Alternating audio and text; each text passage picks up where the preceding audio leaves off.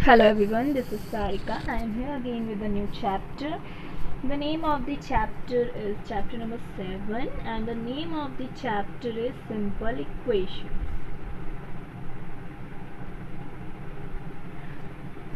अब simple equations means जैसा कि नाम से ही हमें रिप्रेजेंट हो रहा है, तो this is our introduction video and this video we would learn how to solve simple equations, जिसमें हम सिंपल इक्वेशन से रिलेटेड कुछ कंसेप्ट क्लियर करेंगे ताकि हम इनके क्वेश्चंस आसानी से सॉल्व कर सकें। सो सिंपल इक्वेशंस मीन्स वो सबसे पहले जैसे नाम से ये दिख रहा है कि सिंपल इक्वेशन, तो सिंपल मीन्स क्या होता है, एकदम साधारण सा, है ना, ईजीएस्ट। और इक्वेशन तो इफ सो नाउ ये सिंपल इक्वेशन है क्या, if I right x plus 4, ठीक है ना, so this is our expression. ये क्या हमने लास्ट चैप्टर में पढ़ा हुआ है, तो ये हमारा क्या हो जाएगा, दिस इज अवर एक्सप्रेशंस हो जाएंगे, ये हमारा क्या है, एक्सप्रेशन हो जाएगा। लेकिन अगर मैं इसी एक्सप्रेशन में इक्वल का साइन पुट कर दूं और यहाँ पर कुछ भी डिजिट लिख दूं, if I am just writing 6, तो ये जब मैंने इसमें इक्वल का जब ये साइन लगाया तभी ये जो मेरी ये जो एक्सप्रेशन था ये किस में बदल गया, इक्वेशंस में बदल गया। किस में बदल गया, ये मेरा एक्सप्रेशन इक्वेशन में बदल गया। तो यहाँ पर मैंने क्या देखा कि जब मैंने x प्लस 4 कोई एक्सप्रेशन गिवन है और मैंने उसके साथ क्या कर दिया, इक्वल टू का साइन लगाया और यहाँ उसके बाद कोई डिजिट लिखी, तो ये किस में बदल गया, सिंपल इक्वेशन। तो इसको मैं कैसे राइट कर सकती हूँ, x प्लस 4 इक्वल टू 6, इसको मैं क्या बोल सकती हूँ, x plus 4 equal to 6। So in this equation the value of the expressions on the left hand side, अभी जब हमने यहाँ पे क्या देखा कि जब हमने इसको इक्वल टू का साइन लगाया तो हमारी जो एक्सप्रेशन है ये कितने पार्ट्स में डिवाइड हो गया, 2 पार्ट्स में। तो पहला पार्ट्स मेरा क्या आया, left L H S, this is known as left hand side, और सेकेंड पार्ट क्या आया, राइट हैंड साइड। तो कितने पार्ट्स में इक्वेशन डिवाइड हो गई, लेफ्ट हैंड साइड और राइट हैंड साइड पे। तो in an equation the value of the expression on the left hand side, जो लेफ्ट हैंड साइड की वैल्यूज होती हैं एक्सप्रेशन में, of equality sign is equal to, ये जो इक्वालिटी का साइन हम लगाते हैं is equal to the value of expression on the right hand side. ये जो इस तरफ वाली वैल्यूज हैं ये इसके इक्वल ही होनी चाहिए। इस एक्सप्रेशन की जो मीनिंग होती है वो यही निकल कर आती है। अभी हमारे पास क्या हो सकता है कि कभी कभी जरूरी नहीं कि अब ऐसा ही लिखा हो कि x plus 4 is equal to 6, ऐसे भी लिख सकता है -6 इज इक्वल टू 4, इस टाइप से भी क्वेश्चन आ सकते हैं। कभी ऐसा हो सकता है कि 2y plus 4 is equal to 10, इस टाइप से भी क्वेश्चन आ सकते हैं। तो ये सारे हमारे क्या कहलाते हैं, ये सभी हमारे क्या कहलाते हैं, सिंपल इक्वेशंस कहलाते हैं। अभी जो हमने यहाँ पे देखा कि ये जो x और y ये सब हम यूज़ करते हैं इक्वेशंस में, तो हम ये अल्फ़ाबेट यूज़ करते हैं, these are known as variables. हम इनको किस नाम से जानते हैं, इनको हम वेरिएबल्स के नाम से जानते हैं। तो अब आते हैं कि हम किस तरह से इक्वेशन को फॉर्म कर सकते हैं। अभी हमने ये देखा कि सिंपल इक्वेशन होती क्या है, अब हम आएंगे कि फॉर्मिंग इक्वेशन। तो अब नेक्स्ट टॉपिक इज फॉर्मिंग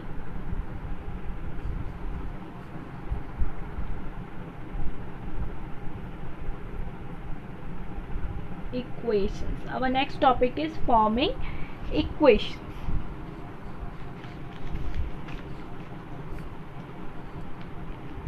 इसमें हमको किस प्रकार से क्वेश्चन आएंगे कि कभी कभी हमें स्टेटमेंट गिवन होगी और उसकी हेल्प से हम इक्वेशन फॉर्म करेंगे। तो स्टेटमेंट किस हिसाब से हमको किस प्रकार से स्टेटमेंट गिवन होगी कि suppose 7 more than is equal 2 is equal to 8, या इस टाइप से कुछ भी, इस तरीके से भी, मतलब 5 more than 2 is equal to, suppose we have to write 5, इस तरीके से कुछ स्टेटमेंट गिवन होंगी कि 5 more than 2 is equal to 7 and 7 more than 2 is equal to 9। या फिर हम बोल सकते हैं कि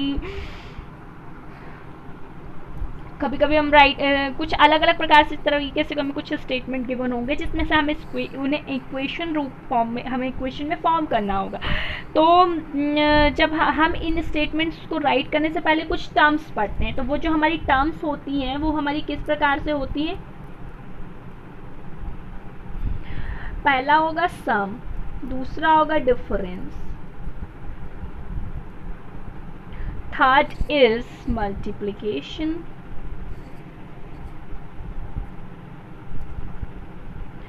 फोर्थ इज डिवीजन या फ्रैक्शनल पार्ट। ओके, डिवीजन या फ्रैक्शन।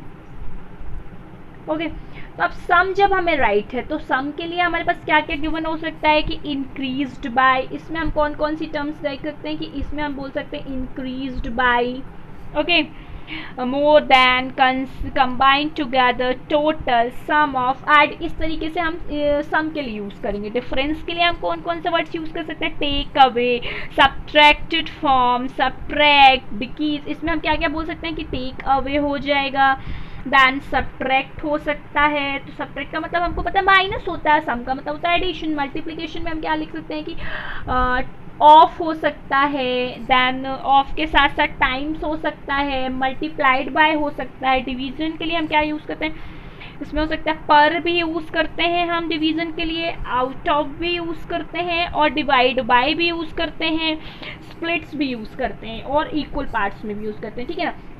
तो हम इसमें क्या बोलते हैं कि इस तरीके से हम इसकी कुछ टर्म्स पढ़ते हैं।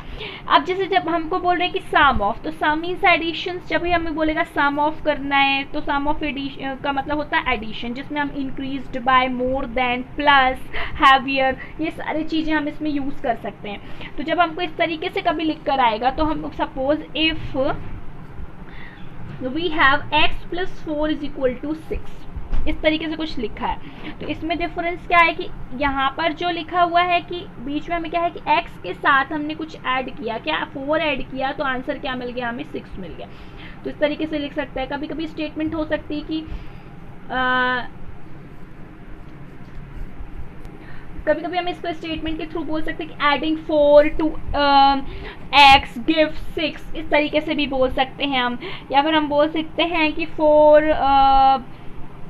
मतलब हम कई प्रकार से भी बोल सकते हैं कि 4 मोर देन x = 6, इस तरीके से भी हम इसमें स्टेटमेंट को रीड कर सकते हैं और उसे हम सॉल्व कर सकते हैं। अब नेक्स्ट इज डिफरेंस, तो डिफरेंस मीन सब्ट्रैक्टेड। अब डिफरेंस जब बोलता है तो जो मैंने आपको बताया कि हम इसको टेक अवे का साइन, सब्ट्रैक्टेड का साइन भी ले सकते हैं। तो अगर मैं डिफरेंस के लिए हमारे पास स्टेटमेंट किस प्रकार से गिवन होंगे कि subtracting 3 from a number gives 12, मतलब ये जो हमारी स्टेटमेंट होगी वो कैसी होगी कि सब्ट्रैक्टिंग 3 फ्रॉम अ नंबर, है ना, फ्रॉम अ नंबर गिव्स 12, यदि मैं किसी नंबर में सब्ट्रैक्ट कर दूँ, मान लो y - 3 कर दूँ किसी नंबर, फ्रॉम अ नंबर मतलब, या फिर मैं इसको बोलूँ सब्ट्रैक्टिंग 3 फ्रॉम y गिव्स 12, तो ये क्या हो गया, मेरा डिफरेंस हो गया, ठीक है। अब अगर मैं इसे बोल रहा है कि हम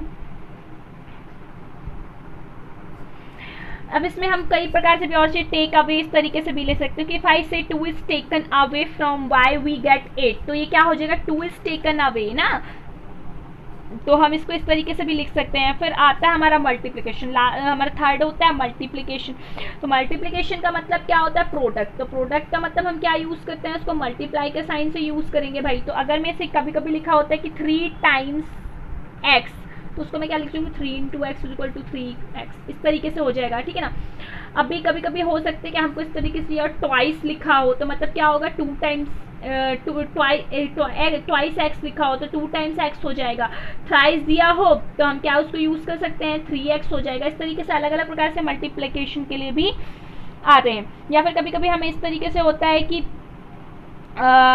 3 and x multiplied by 21, 3 and x, तो 3 × x = 21, तो 3x = कितना हो जाएगा, 21, इस तरीके से हो जाएगा। अब हम आते हैं लास्ट में डिवीजनल और फ्रैक्शन पार्ट में। तो डिवीजन और फ्रैक्शन जब हमको दिया होगा तो हमको पता है कि डिवीजन मतलब it is divided by x divided by 2 = इतना, कि हमको ऐसा दे देगा x डिवाइडेड बाय 2, या हम तो इसको ऐसे राइट कर देंगे = 4 इस तरीके से, है ना। फ्रैक्शनल के लिए हम क्या करते हैं, फ्रैक्शंस के लिए हमें क्या राइट हो सकता है कि कभी कभी हमें दिया हो अगर इक्वेशन में कि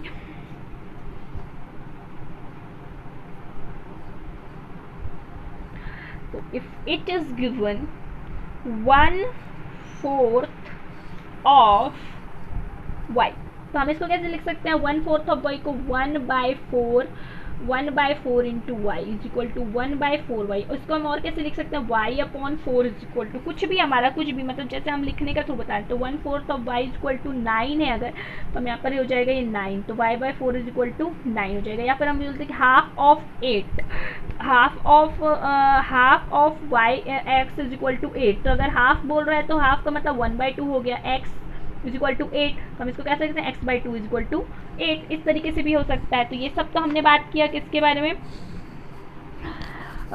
फॉर्मिंग ए क्वेश्चन। तो now let's come to the our next topic is putting value. अब हम अपने अगले टॉपिक पे आते हैं कि जो हमारा अगला टॉपिक है वो क्या है, putting values. This is our next topic. अब हम इसके बारे में बात करेंगे कि पुटिंग वैल्यू का मीनिंग क्या होता है। तो हमने डिस्कस किया कि इक्वेशन के अंदर हमारे पास वेरिएबल्स होते हैं जिसके हम कोई भी अल्फ़ाबेट, जैसे हम वेरिएबल्स के लिए क्या क्या यूज़ कर सकते हैं भाई, हमें पता है कि वेरिएबल्स के लिए हम क्या क्या यूज़ कर सकते हैं, एक्स, वाई, जेड, ए, बी, सी, कोई भी अल्फ़ाबेट हम वेरिएबल्स के लिए यूज़ कर सकते हैं। तो कभी कभी एक इक्वेशन इस प्रकार से होती है, कभी कभी हमें गिवन होता है क्वेश्चंस में कि x+3 इज इक्वल टू 9, ठीक है, इस तरीके से कुछ इक्वेशन रिटर्न होगी और उसमें साथ में लिख देगा कि if x is equal to 2, ऐसा कुछ लिख देगा। तो आप क्या करोगे, इसको सॉल्व कैसे करोगे। अब मतलब यहाँ पर जो गिवन है कि x इज इक्वल टू 2, मतलब x की वैल्यू हमें कितनी रखनी है, 2, तो 2 + 3 इज इक्वल टू 9, नो, क्योंकि बिकॉज 5 इज इक्वल टू 9, तो दीज आर रॉन्ग हो जाएगा ये हमारा। मतलब जब हमने x+3 में x की वैल्यू 2 रखी तो ये इक्वेशन 9 आंसर नहीं आ रहा, मतलब x की वैल्यू 2 रॉन्ग है। फिर हम इस तरीके से और ज़्यादा आगे आते हैं, तो हम x की वैल्यू इसमें 3 रख सकते हैं, x की वैल्यू 4 रख सकते हैं, x की वैल्यू 5 रख सकते हैं। अगर मैं x की वैल्यू 6 रख कर देखूँ तो x+3 इज इक्वल टू 9, तो मैं अगर 6 रख दूँ, if I just write x is equal to 6, तो 6 + 3 इज इक्वल टू 9, तो 9 इज इक्वल टू 9, मतलब लेफ्ट हैंड और right hand side are equal, तो x इज इक्वल टू 6 हमने जो लिया वो हमारी इक्वेशन के लिए करेक्ट होता है। तो यहाँ पे हमने लिखा कि अभी जो फर्स्ट वाला आया उसको हम कैसे राइट करेंगे, तो x is equal to 2 is not equal to 9, मतलब ये जो हमारी इक्वेशन थी ये रॉन्ग थी। हमने फिर से जब लगातार ट्राई किया तो हमें कहाँ पर मिला, x इज इक्वल टू 6 रखने पर हमें क्या मिल गया,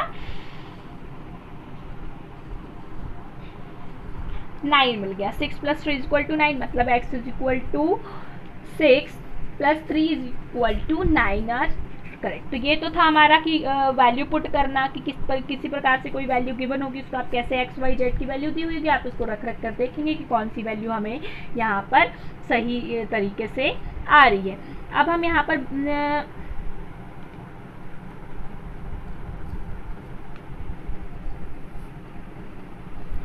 अब मैं फिर से यहाँ पर आगे आते हैं कि इफ़ कोई नंबर में इस तरीके से ले लूँ वैल्यू पुटिंग के लिए ही, कि if I write 7x + 15 is equal to -19, here the value of x is equal to -2।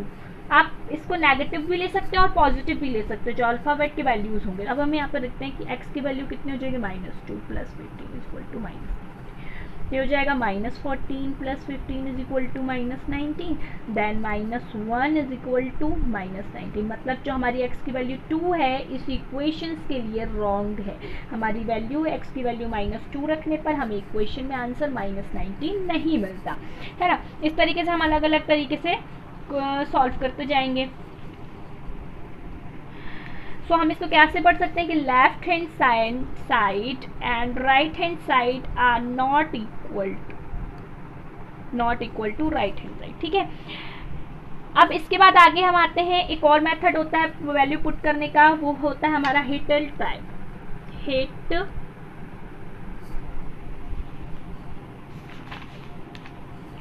Trial and error method, ये हमारा नेक्स्ट मेथड होता है।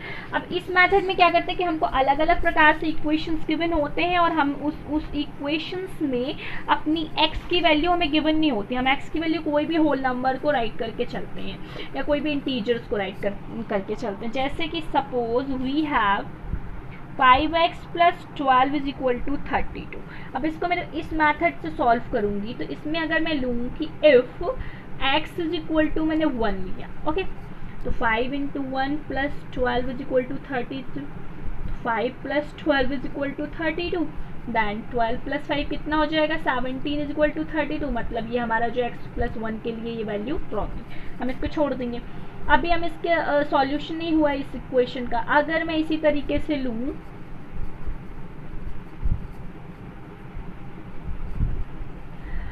x इज इक्वल टू 4 ले लूँ, ठीक है, इसी तरीके से करते जाऊँ। तो यहाँ पर लिखूँ मैं 5 इंटू एक्स की वैल्यू 4 लिखा, दैन 12 इज इक्वल टू 32। तो 5 4 जो 20 plus 12 is equal to 32, then 32 is equal to 32। मतलब ये क्या हो गया मेरा,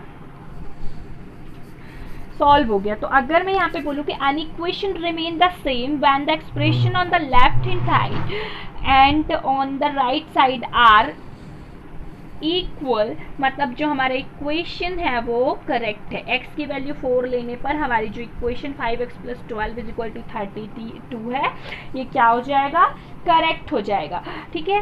अब